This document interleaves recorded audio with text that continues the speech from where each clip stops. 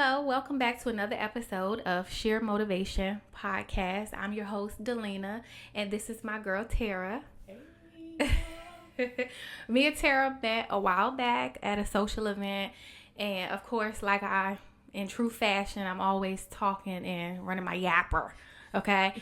And we got to be talking and sharing stories, and, our conversations grew from there.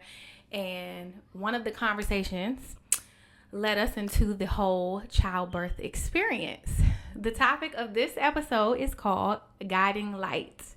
Okay, so before we go any further, make sure you hit that like and subscribe button so you don't miss a single episode every week. If you don't have time to watch the whole thing on YouTube, that's okay.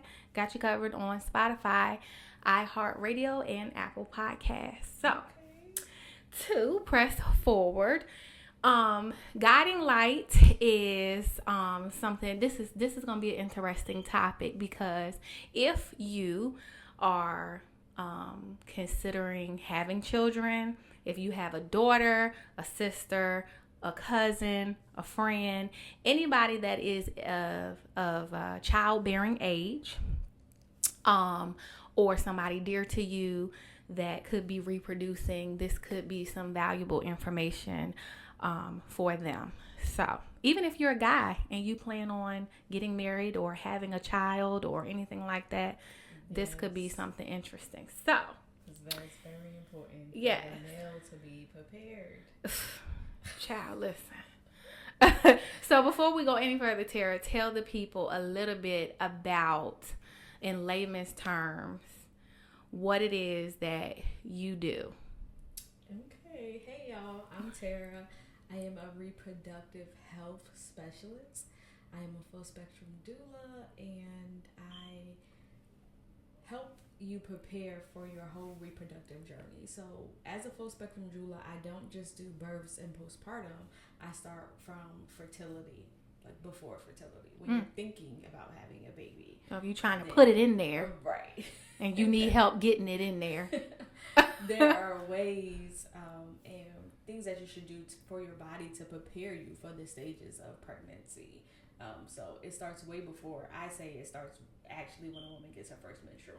Okay. Is when you need to start. Okay. Just kind of thinking about it and making sure that you're eating healthy and making sure that your reproductive organs are okay.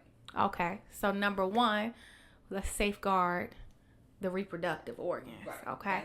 So women, we should be taking our vitamins and stuff like this. I know I said this on season 1, but it's real important. Keep your levels right. If you're trying to get pregnant, or if you could become pregnant, that's a great place to start. Right. So fast forward, now we're pregnant. Okay.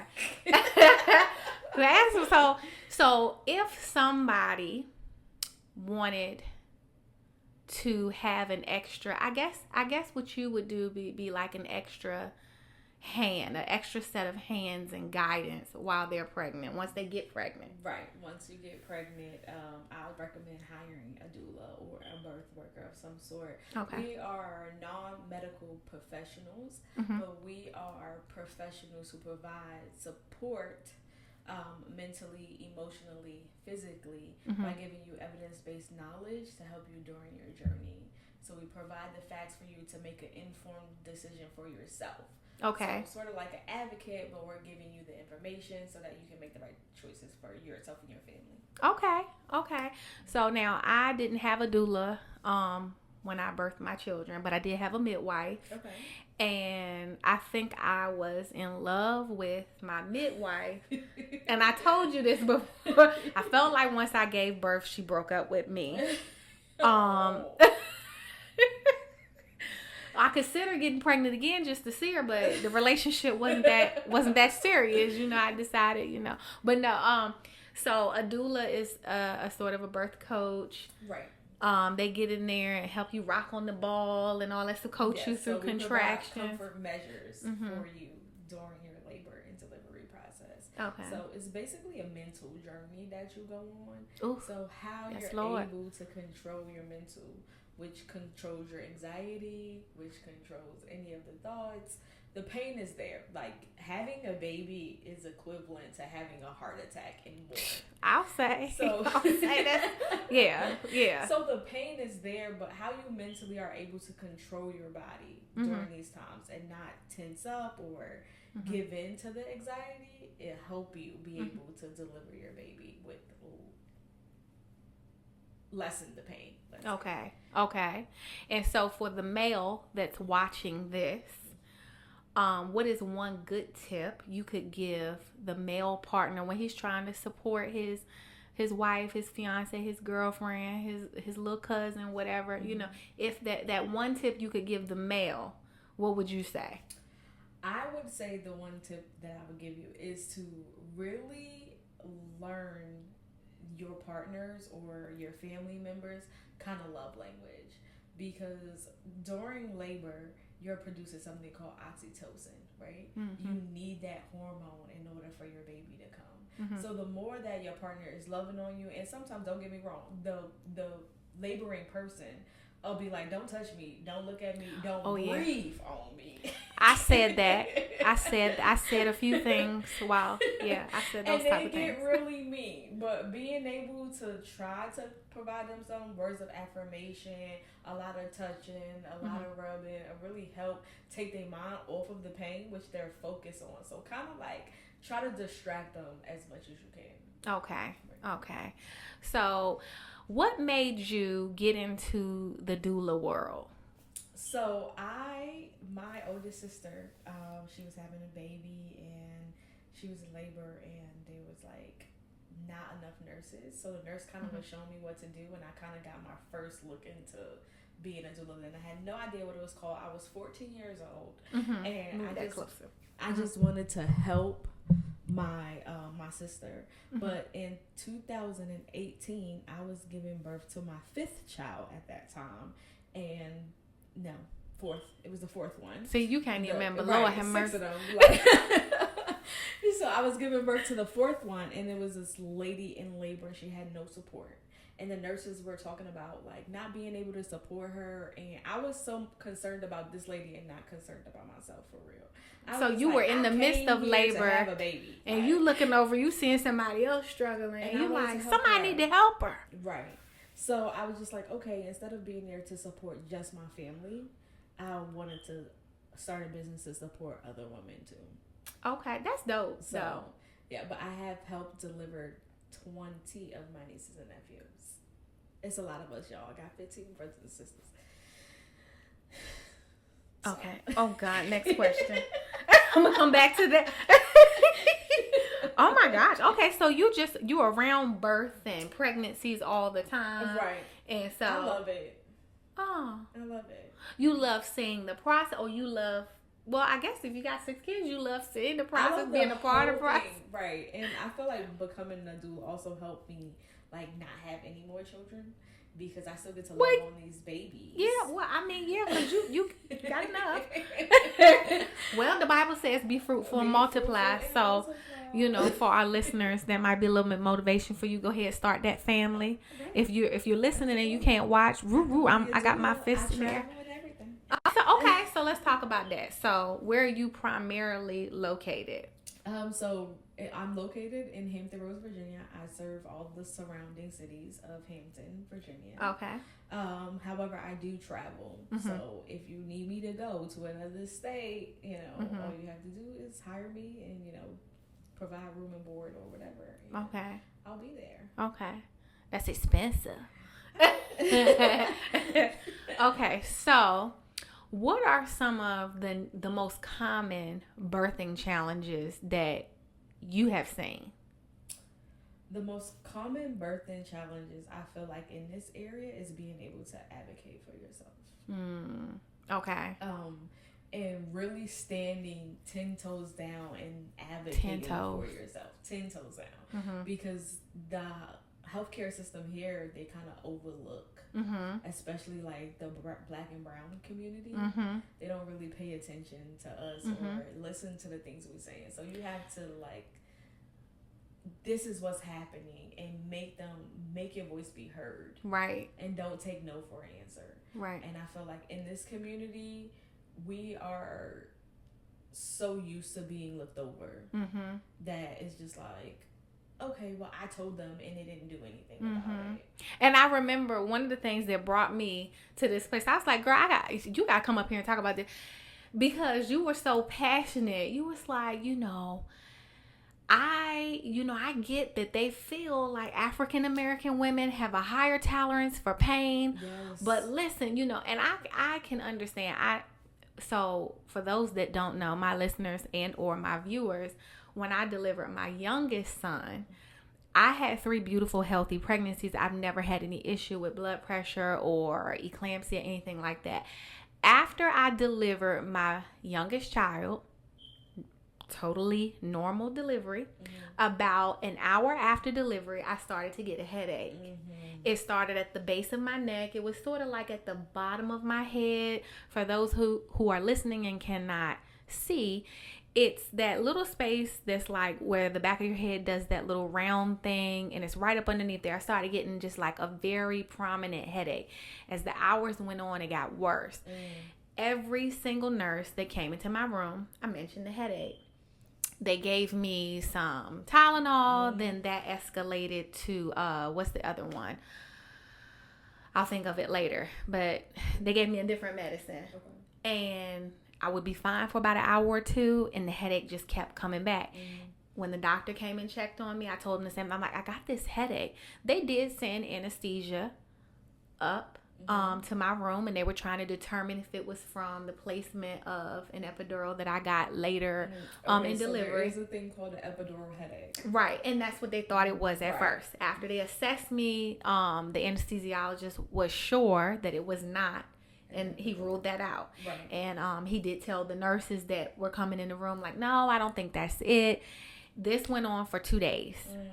Okay, I had a headache coming like back to back every 2 days.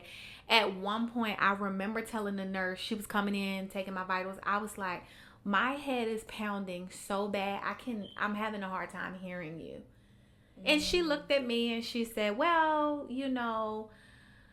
it'll probably get worse before it gets better. And I was like, ma'am, I wore Crocs to the hospital. Okay. I delivered my son January 24th. I wore Crocs there because it was fairly cold. I had a hard time putting my foot inside the Croc. My foot were not swollen. My feet were not swollen when I went into the hospital. Right. After delivery, now I'm swelling up. And I have this headache.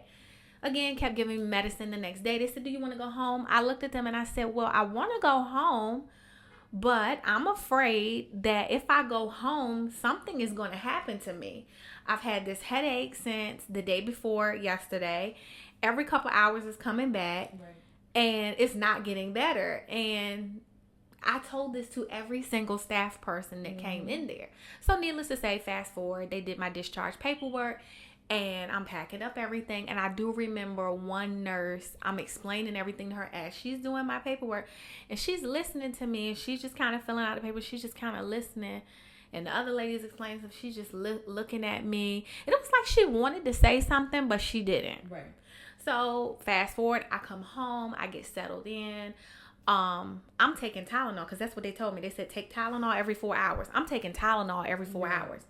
And I am getting so drained. Like every day it's getting worse and worse and worse. Like I was taking care of him. I was doing the best I could. At that time I was married. My husband had took fraternity leave, which is something they give to dads.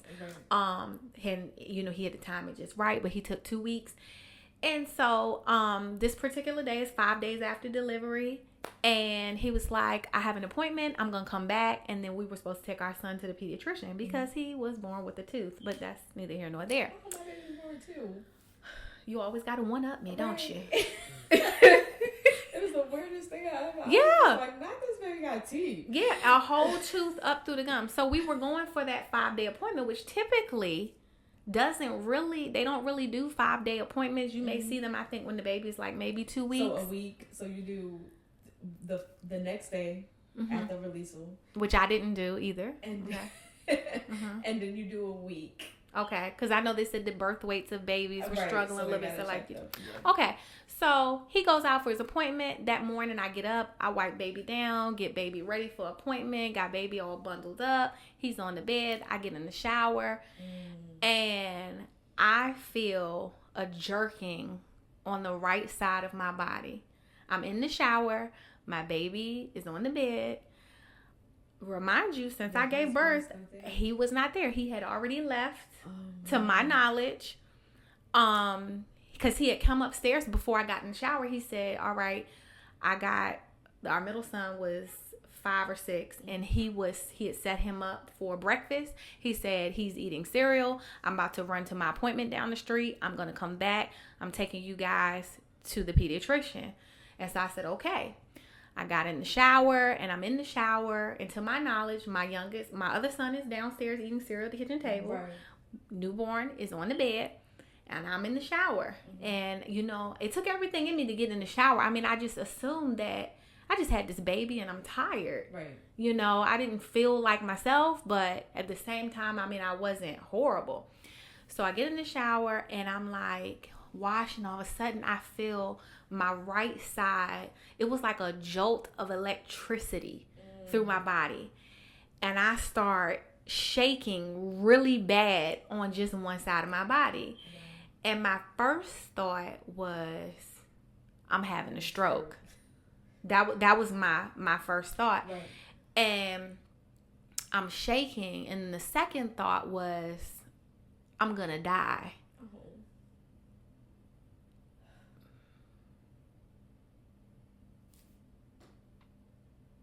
And I don't want my kids to find me in here dead.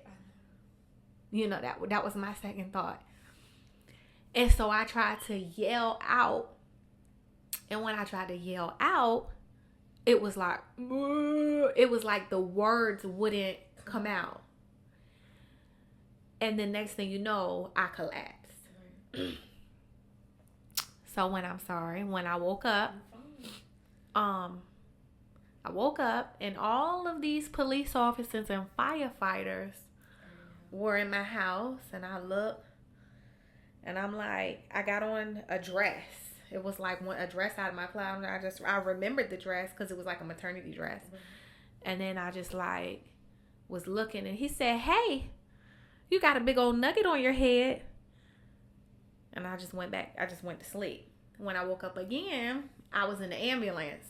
And when I tell you that ride was the smoothest ride ever, I'm not recommending nobody get in the ambulance, but it was the smoothest ride. I felt like I was riding to heaven. I was like, is this the end or wait? I mean, that's what I was thinking. Right. And I remember they were poking, and it was just a lot going on. And fast forward, I get to the hospital. She was like, it's time to put your Victoria's Secrets on. And she was stretching these stretchy underwear, and I looked and I kind of chuckled, and then I dozed off. I woke up like 2 days later, and I didn't know what was going on. So fast forward, I spent a week in the hospital. Now Riverside in Newport News, Virginia, was so gracious. Even though I did not deliver there, I delivered at some place in Hampton, which I won't even mention. And how many years ago? 5 years ago. I delivered in Hampton, and I was just like, wow, I'm alive. Riverside allowed me to bring my baby in there and be with me, even though I did not deliver there. And I was in the neuro wing, and the nurses there, they were so sweet. They would come up there and visit me and my baby, and they're like, and this one side of my body kept tingling and going, like falling asleep. And they were running all these tests. I had no idea what was going on. And then they come back, and I'm breastfeeding my baby in the room, and I see this cute little doctor walk in, and he was like, I'm Jonathan Butler. I'm from Riverside Neuro. And I was like, and I asked him, I said, am I going to die? Because why is the neurologist coming in here? I mean, I know I'm on the neuro wing, but y'all running me around. I haven't figured out what happened to me. And he said, you have some bleeding on your brain on the right side. on the left side, which is why the right side was jerking. Mm-hmm. So the left side of your body controls the right side, Mm-hmm. and vice versa. So I had a blood clot in my brain that was trying to make its way through, Right. and it got aggravated, and so it sent these electric shocks, which caused me to have a seizure and collapse. And it's called, the name for it is postpartum eclampsia. Most women have preeclampsia while pregnant. They deliver, they're fine. It's very rare that you have postpartum full-blown eclampsia. I'm the thing in the textbooks, according to him, that you read about, but you don't really see that often. Right. And he was like, he looked at me, he said, you know, on paper, you're supposed to be dead. Right. So somewhere there's a plan for your life. And I mean, the hair and I just remember just thanking God that I was alive and that I had another chance, and this didn't, like, just every, you know, just like, oh my gosh, I get to be here with my baby, and you know, and it was just a scary, scary time. But I was so frustrated because the entire time I was in the hospital, I kept saying something is not right. I did everything except for stand up on the bed and say and beat my chest. Right. Something's not right. You literally, I tell my clients, especially in a hospital setting, you literally have to, even if you're not on the brink of death, you have to act like you're on the brink of death to get the help that you need. And it's very, very unfortunate, and it like pisses me off for real. Because why must I act like I am dying to get the help that I need? Because you're not gonna get it. Because you're not gonna get it. And it really, the rate for postpartum eclampsia now is way higher than it was 5 years ago, especially in this area, in this community. Because one, we don't really have the tools we need to take care of ourselves correctly here. So that's a big impact. Fresh food it's expensive. It's expensive. You know, it's expensive to eat healthier. Right. You know, to get the vitamins that you need, that you're supposed to take. Not the vitamins that they prescribe you at the doctor's office, because that's not the vitamins that you are supposed to take. And this is the thing. I went back to the doctor at my 6-week appointment. I told him what had happened. I said, oh yeah, I figured out what that headache was. He was like, well, what was it? And I told him, and he was just like looking like, oh, okay. Yeah. Like I just told him I moved his car or something. Right. Like, and I was like, you know, I read an article that Black and Latina women are 4 times more likely to die during or after childbirth.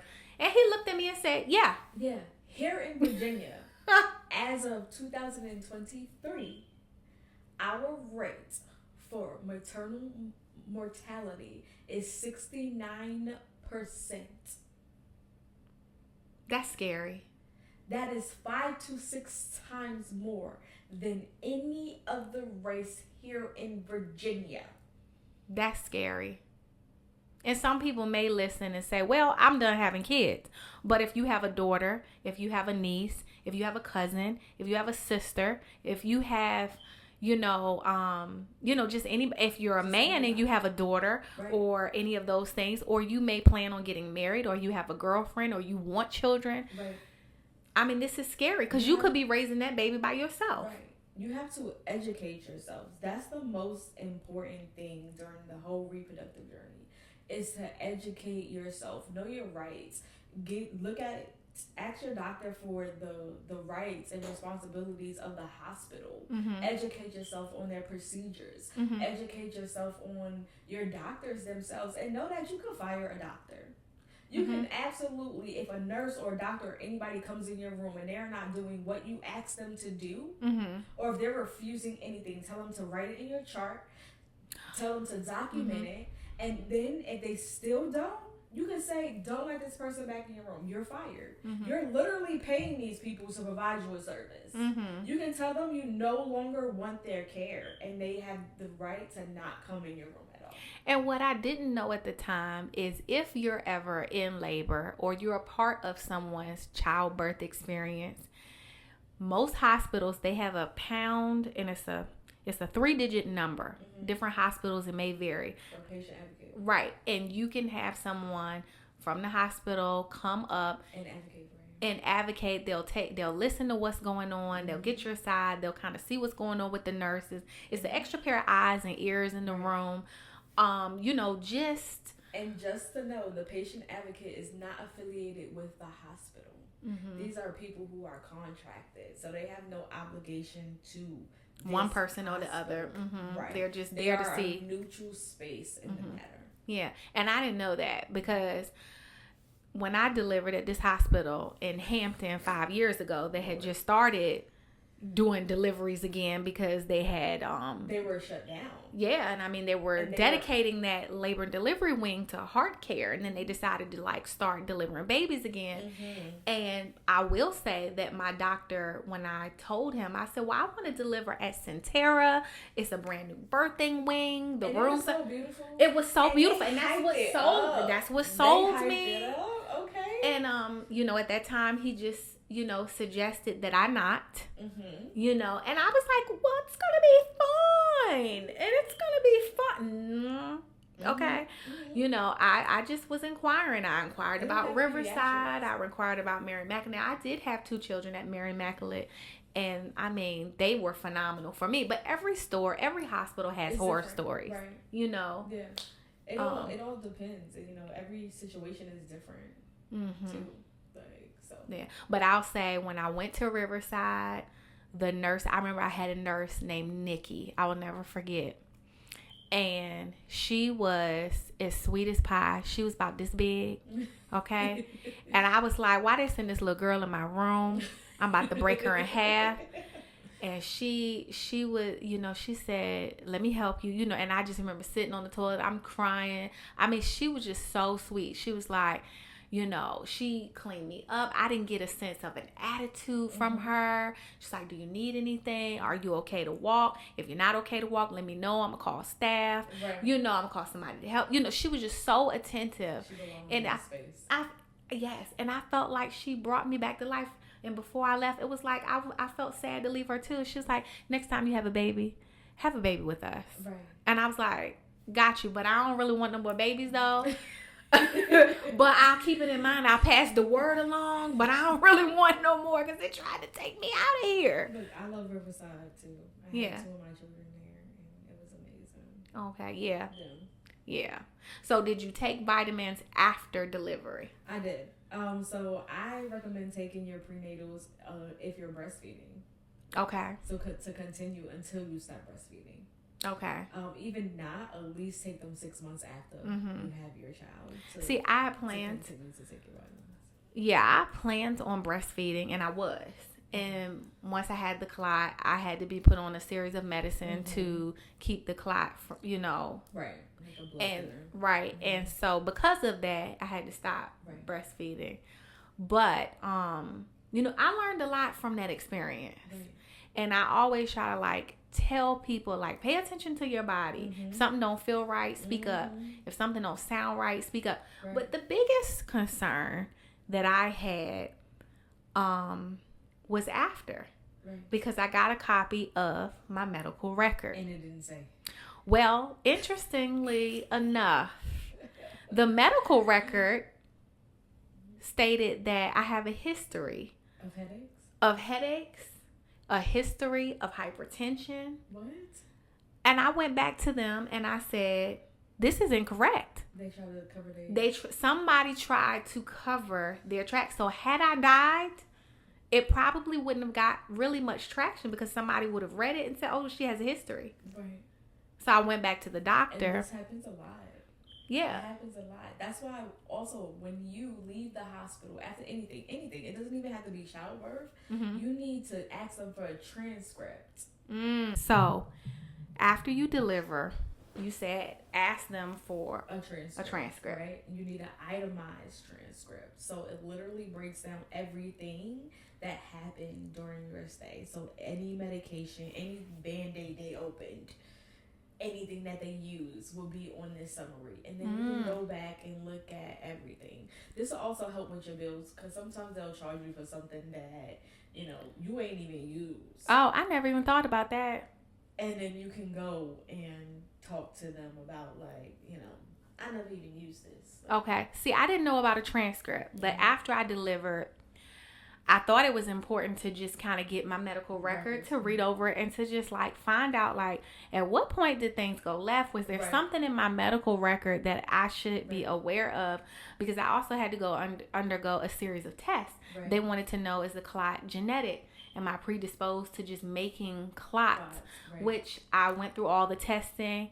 They drew like all this blood. I thought I was going to die. Like, I was like, what are you guys doing? And come to find out, like, I have no genetic disorder that causes clots. And I got my medical record, and I'm just reading over it and everything. And I'm like, wait a minute. Why does this say I have a history of hypertension? I've never had an issue with hypertension. My blood pressure has always been spot on. It was always 120/78 every single time. To me, that was great for me. So why are they saying that I have an issue with blood pressure? So then that led me to keep reading. And when I went back to my appointment, I asked the doctor. He said, well, that's what Terra told us. I called Terra. And I talked to the director of nursing on the floor that day.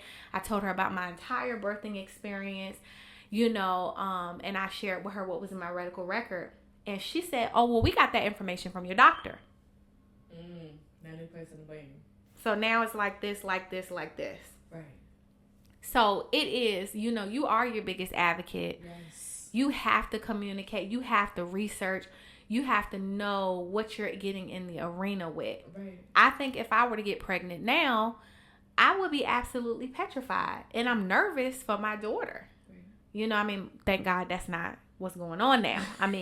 Hopefully we got another about 10 years before she even think about getting pregnant. She's in college, so I wouldn't want that. But I think about her and I'm just like, I need to be aware of these things because I might need to advocate for her and save her life.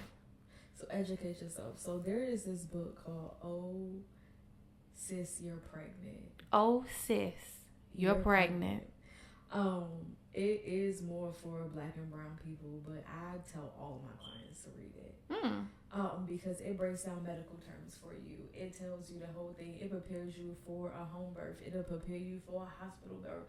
It tells you the terminology that they're using so that you can know exactly what they're talking about when they tell you you're at station so-and-so or your E-face this much or any medical terms is broken down in this book.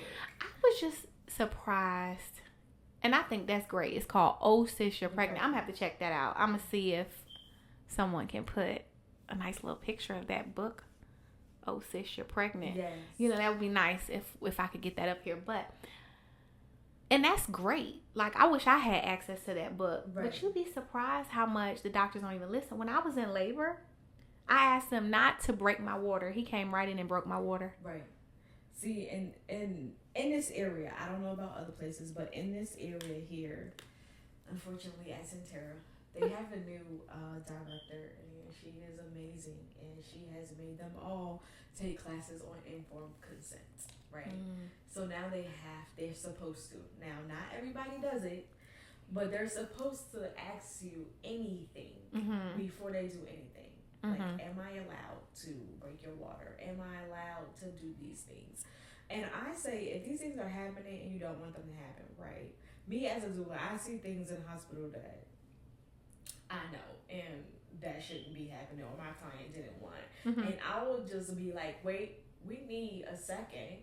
Can you step out of the room so I can talk to my client? And I'll tell my client, well, they're pulling out the tools right now to break your water. Is that something that you want? So also educating the people, your support people. Your support people are the people, and that's nice, that really needs to know all of the things, right? Because while you're in labor, you're not looking at, like, you in pain. Right, and that's how it was. He was like, I'm going to go ahead and check you, see if you dilate. The next thing I know, I felt all this warm substance. And I was like, did you just break my water? And he said, yeah, I did. And I said, why did you do that? I asked you not to do that. Having a support person in the room is really important. Because sometimes while you're giving birth, like, you're not coherent. Yeah. You going in and out. Mm-hmm. You in pain. You feeling all these emotions. Like, things are happening. There's a point in time in labor where literally everything in the room slows down. Mm-hmm. Mm-hmm. Yeah. And everything is happening so fast. Mm-hmm. And it's people in and out. And, like, for a birthing person, you are there to have a baby. I highly recommend having a support person. This could be a spouse, this could be your neighbor, your auntie, your grandmother, somebody that you have literally went over your whole process with. Mm-hmm. And, you know, they have did the research so that they can know. Or they're somebody that's going to ask a question like, hey, what are you doing? Break it down for us. Right. Let us know. Yeah. So that way you can make an informed decision. Yeah. Well, she said that she's having a cramp. She's having a back pain. She's, you know, this is happening. Like, you guys need to do something. And a lot of people are like, I don't want to be worrisome or I don't want to be bothersome. Worry them. That was me. Like, I was like, oh, I'm just going to not say anything. No. Worry them. It's okay. They getting paid for this. Mm-hmm. Worry them. You know, and ask your questions. One of the things that my midwife had told me when I had my middle son was, you are the biggest advocate for yourself. And you want to make your requests and your concerns, your fears known to the people that's close to you, especially a doula, a birthing coach, whatever you're going to use, so that in those moments when you're not thinking straight because you're focused on, I mean, because let's be honest, having a baby is big business. Right. It's a big deal. People don't value it the way, because women have babies every day. You know, but now something is going on because more and more women are starting to die from this experience. And it shouldn't be like that. It shouldn't be like this. And so my midwife would tell me, like, you're in charge. You're your biggest advocate. You have to speak up. You have to know what's going on. Right.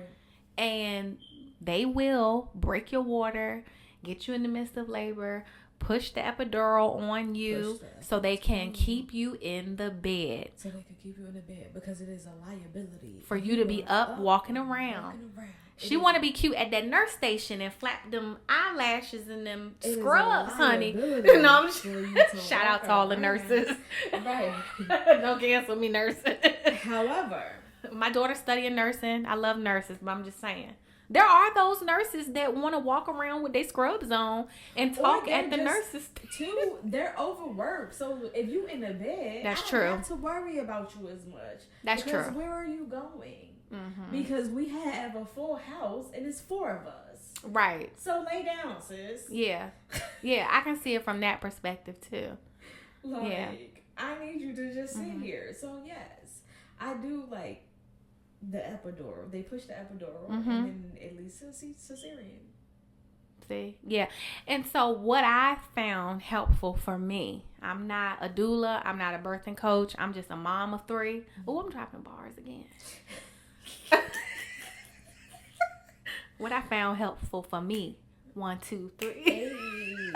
Oh my goodness. But what I found helpful for me was to just kind of sit in that rocking chair, keep that blood flowing, rock back and forth. I had a birthing ball. I would rock back and forth on the birthing ball. That's movement. I would get up and go to the sink and sway back and forth and get those hips moving. And I would try to do those things. And once I hit 7 centimeters, I was like, baby, I can't do this no more. You know? But I tried to keep moving for as much as I could. Right. But it was very intense. And I mean, if you need to get an epidural, it's okay. Yes. You're all woman. You don't need to prove it. You know what you can take. I tell my clients that all the time. Although I had 6 natural births, I have a very high pain tolerance. Woo, child. Right? You didn't have any epidural. I had no epidurals. Oh, I'm scared of you. I had no epidurals. I had my last baby at home. It was like, I wish I had all my babies at home. However, you know what you can take. Okay, you girl. know what your breaking point is. So if you need to get an epidural, then do that. Yeah. Because we want you to be okay. At the end of the day, we want a healthy mom, healthy baby at the end of this. So you do what you need to do for yourself. Right? But also while you're getting the epidural, you still have to move. So you need to make sure that they change in your positions every 15 minutes while you're in that bed. Range of motion is important, especially when you have an epidural. And see, I didn't even know that. Going side to side, changing positions, that ball between your legs, one leg hiked up, one leg hanging off the bed. You have to keep moving, because once you get an epidural, it makes you tired. Your body is numb. So your body is thinking, okay, we are not having a baby right now, basically, right? Right. So it's not doing the things that it needs to do because we high. Let's put it that we high. Woo. That's what's happening. Your body is on a high. Yeah, that state always. The state always. And your baby is also. Your baby is like, oh, things like the walls are not closing in on me no more. Right, because your body's more relaxed. I could take a break. What are we doing? We're no longer engaged here. So some people slow down. So it can cause you to stall out to get this epidural. But if you're constantly moving, making your baby uncomfortable, that's what you need to do, is make this baby uncomfortable so your body can know it's time to get this baby out. So your baby can stay engaged and keep transcending down. Okay, that's a good tip. I didn't even think about that. To keep moving. Even when you got the epidural, stretch them legs. You know, I got an epidural. I could still feel. And I asked the nurse, I was like, ma'am, I still feel all this pressure. She's like, oh, well, it's different ways they mix it. You know, if you're going to have a cesarean, we kind of, mix it. I said, no, I want that kind. I don't want the kind. So the epidural is to take the edge off. It doesn't take away the pain completely. It's supposed to take the edge off. Well, I have had several friends who have had epidurals, and they was like, I was in heaven after I got the epidural. But it also depends on your body, too. And what your body can tolerate. Like, I know women who got an epidural and felt everything. Or the epidural didn't kick in the time frame it was supposed to. So they had their baby, and then the epidural kicked in. Oh, that is so dumb. Epidural wore off by the time it was time for them to have their baby. Oh, gosh. It's not a guarantee that this thing is going to work. And then every time it rained, I feel like I still relive having the epidural. The epidural, I'm like, my back is not backing up the way it's supposed to be. It's not backing. Like, yeah, my back is, my Lord, my back. Every time it rains, my back is aching. But I did get the epidural, and it's not a horrible option. It's not. It's really about your preference. For me, when I got it, it did take the intensity of the contraction. I could see them on the monitor, but I wasn't feeling that intense cramp. But it was a lot of pressure. Right. A lot of pressure. And the epidural is not the only pain management option that you have. You can take a pill, like it's basically like Tylenol in the IV. I didn't do that, but I got Stadol. Stadol is that stuff, okay? Give me the Stadol. Stadol for people that don't know. You can take the laughing gas. See, I didn't know that, but Stadol for people that don't know, for our people that's never had a baby or you might be pregnant. Stadol for me felt like I had 2 or 3 glasses of wine. Yeah. So it just takes the edge off. And you can get 2 doses. You get the first one, and then a couple of hours later, they'll come back and ask you, do you want some more? And then after that, you can only get 2 doses of it. Right. And I got 2 of them. And the second time, I felt like high. I really felt great. I mean, it was amazing. I was giggling. It felt amazing. Yeah. But it doesn't last long. It doesn't last long. It doesn't take the edge off. Yeah, you're looking at a couple hours of some relief there. Right. And in this time, we advise you to rest. Yeah. Right? To get as much rest as possible. You can use something what's called a TIM machine, and you place it on your back, on your hips, on your belly, and it'll send you little electric pulses. That feels amazing. Okay. It's called a TIM machine? A TIMS machine. TIMS. Yeah. Okay. They normally use it during rehab for physical therapy. But it also helps during labor and delivery. Oh, I didn't know that. There's different ways that you can release the pain. Orgasm is another way to release the pain. That's what got you into the mess. The way you got that baby in there is the way you're going to get that baby out. Well, what goes in must come out. But orgasm. But in labor? How is that supposed to work in labor? And not penetration. There's other ways. Well, you know what? That'll be on the part 2. That'll be on part 2. In early labor, you can still have penetration. sometimes the guys get weirded out, but it is a way. I mean, that's literally like a threesome. It is. So 3 people. It's still too much. How do you even? That's gonna be a part 2. Okay, we can teach part 2. I can teach you all the way. Okay, well, you have a lot of experience here. You got 6 to my 3, so I will definitely listen. But there's a lot of different things to help with comfort measures. It is. Listen. Okay. Yeah, I mean, listen. I just whatever's gonna get you through labor and delivery without taking somebody's head off, right? You know, and saying things that in your relationship you don't want to be going home on getting released from the hospital single. This is also a conversation that you need to have beforehand, right? Mm-hmm. You need to have a conversation with your partner, saying like, "Hey, things is going to get crazy in here. It could get crazy in here." Yeah. Moms apologize to me. I'm so sorry, and I'm just like, sis. What happens in the delivery room, we don't hold that against you because you were having an experience equivalent to having a heart attack. Ooh, okay? Yes, Lord. They say that childbirth is the closest to death that a woman will ever be. That anyone. The things we do to have little people. Yeah. It's the closest to death that you'll get. Yeah. Yeah.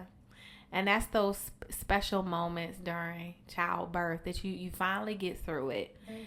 And you look over, you know, at your support system and you're like, okay, we did this. We made it. We got this beautiful little baby. Now, it's been said there's a myth that once you had a baby, you forget the pain. Now, not me. I remember very well that it was painful. So I remember my pain. And I feel like, too, people don't talk about it enough. Like, sometimes after you have a baby, you're not happy. Yeah. You can literally, like, right after having a baby, you looking at this baby. Like, which is a beautiful, beautiful thing. Like, oh, my gosh. Like, you came out of me. Right. Like, it's a state of shock, a state of awe that women go through. And it's not all rainbows and sunshine sometimes. Sometimes it's just like, I did this. I created this.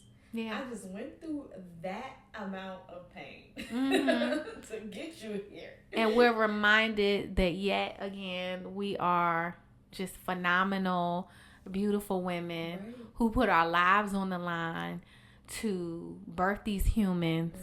And although the world has gotten to a place where it's not as appreciated because women do it every day, we just want to take a moment and recognize people like you, our guiding lights in our pregnancy journeys, our delivery rooms, you know, after birth, because it is important. It is a special moment. It should be celebrated.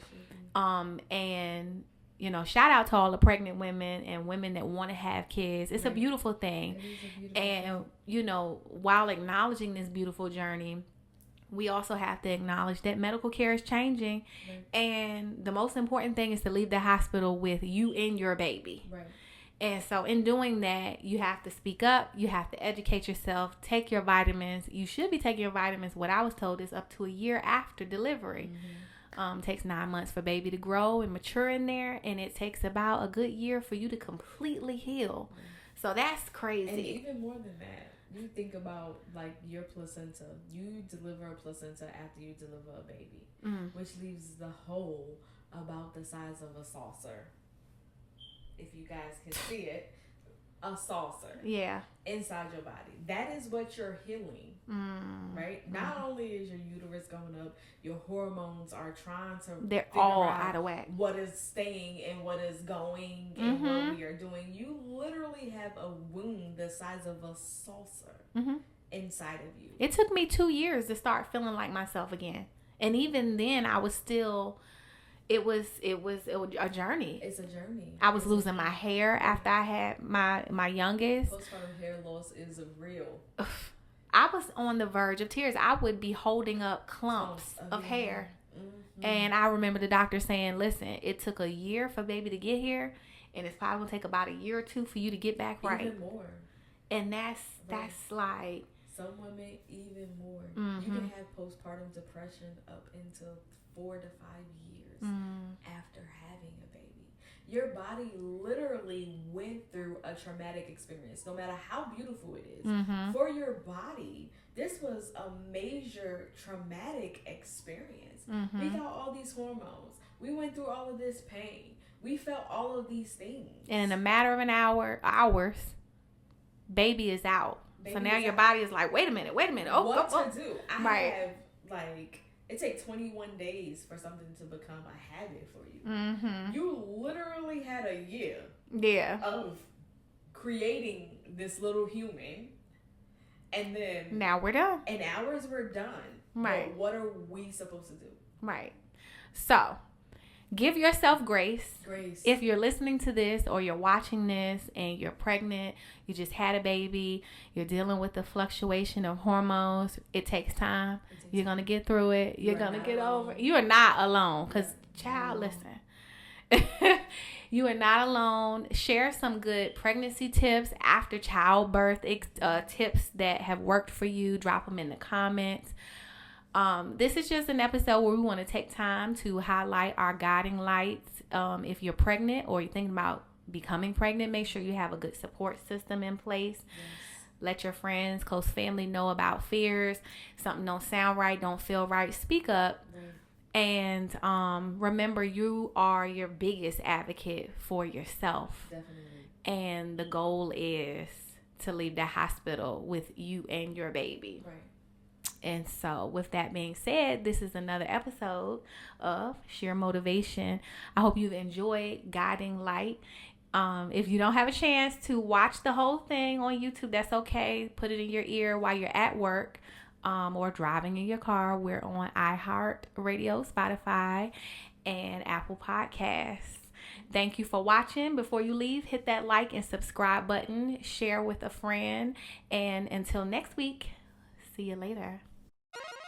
Fight.